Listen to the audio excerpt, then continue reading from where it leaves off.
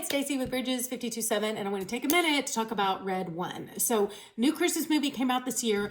If you took like Die Hard and White House Down, I think it was with Jerry Butler, those movies about the bodyguard of the president, and then like the Christmas Claus or the Santa Claus or whatever that was, Santa Claus I think it was, and or Elf, one of those like Christmas movies, and you mismatch them all together, you probably get something kind of like this. So and maybe throw in a little bit of like Marvel movies on top of it.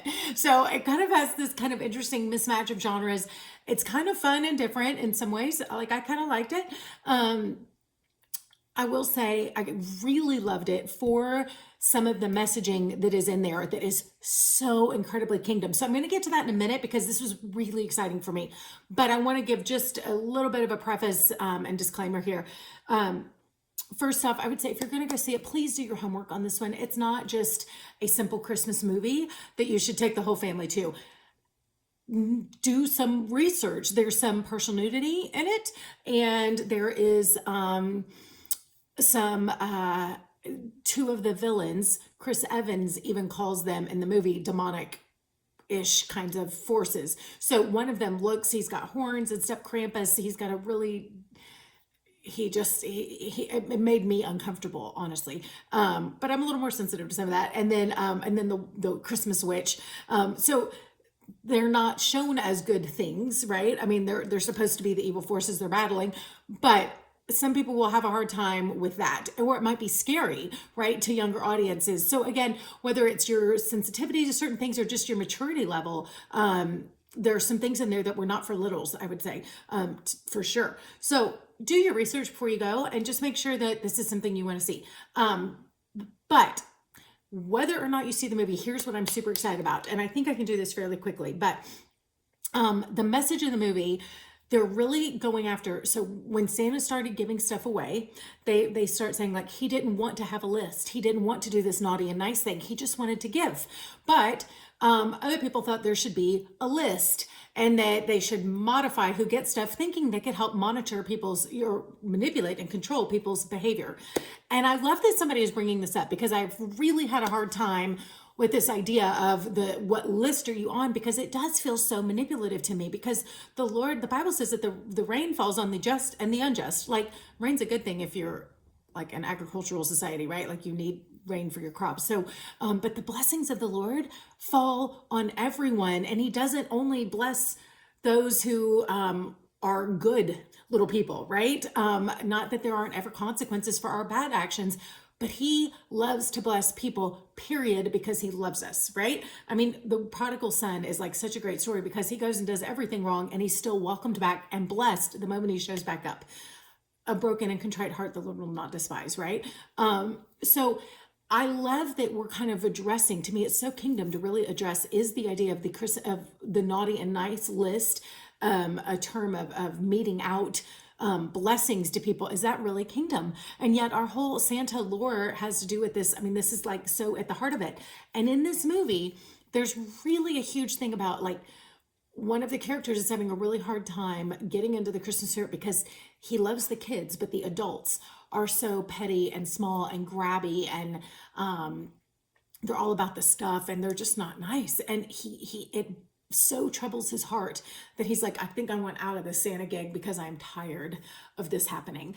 And then, but the challenge is like Santa is telling him, hey, he says, we've just gotta love them. He's like, you've got to look past all that. He goes, down deep, who they really are is there's a kid inside. And so it's like the kids are all pure and hearted and lovely, and down deep inside these grown-ups, there is a pure-hearted kid. There is somebody that is worth loving inside there, even if their actions are difficult. But he's like, look past all of that and see the child inside. See who I created them to be, essentially. If it was Jesus, I would hear him saying, look past what they act like right now. And I want you to see past all their woundedness and their ego and all the things that are in the way. See who I made them to be. See that part of myself that I put inside of them. And we're going to love and call that piece of me out of them. We're going to call their identity into existence and not worry about their behavior. That's what I saw in this movie.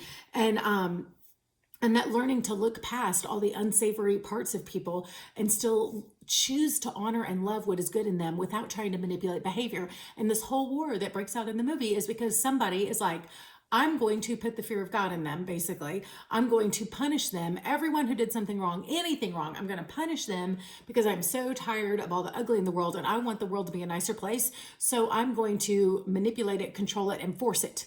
I'm going to put so much fear in people that they will have to be good. But then they're not good by choice, right? You're good by fear. And so Santa is totally against that. He's like, no, I want to love them. And I love that because the Bible talks about perfect love casts out fear. And there is no fear in love, but fear has to do with punishment. And so he's not into punishing people. So he's not keeping lists. He is loving. That's it. And the Graham Cook has a great quote, and I'm going to butcher it, but along the lines of religion always points out what's wrong with somebody, all of their faults and flaws, and shows them where they fall short. But Jesus doesn't do that. He doesn't come and point out their faults. Instead, he says, this is the greatness I see in you. This is that part of me that I planted in you. And he goes, and when people know that they have value, they'll take their own trash out. They'll clean their own stuff up. And you look at like the woman at the well, or there's multiple times the Bible God would come to somebody, instead of saying like, here's all the stuff you did wrong. He was like, actually, here's what I see in you. And immediately they go and they clean up. So Zacchaeus is a great example. He comes and he has dinner with him. And suddenly Zacchaeus, I'm going to pay back everybody I ever wronged. Plus interest. Like, God didn't tell him, you screwed everybody over and I'll come to your house and treat you well once you've made these things right. But you got to get straight with everybody first, then I'll spend time with you. No, Jesus came to him in his sin, sat with him in his house, said, I love you. I see good in you. And Zacchaeus is like, oh my gosh, if I have so much value that you would spend time with me, let me make everything right. I want to take out my own trash. I want to be worthy of that love. So I love that is, to me, like the way we're called to love and treat people. And that our Santa and even Elf on the Shelf and some of these things are so, they can be a little bit about manipulating behavior. And I get why, and I struggle with that a lot, the urge to do that. But I love that this movie goes head to head with this idea of control and manipulation, and instead is like, how do we just love, whether or not they're worthwhile? So for me, this movie was fantastic because of the powerful way that it communicated that basic message in multiple ways with multiple people in the movie, as so many people grow and change and become better because they're loved and they're seen and they're valued. So for me, that was like absolutely worth it. But whether or not you want to see the movie, it is a topic that is worth discussing, and this movie gives you a great opportunity to do it. So my hope is that people will go take this little video and then go have conversations with your coworkers, with your family, whatever it may be, and be like, what do you think? You don't even have to ask about the movie. This is just an opportunity to have the conversation. Like, what do you think about the idea of the list? And naughty and nice, and do we think that's who God is? Do you think that's how he loves? Are his gifts only based on performance? So it gives us a great opportunity to have some really great conversations about the character and the nature of God and what the kingdom is really all about, versus religion, which is all about control, but the kingdom is all about love. So that's what I got today. Hope this helps you and empowers you to really have some great conversations and maybe shift the way you look at the kingdom and look at the world around you.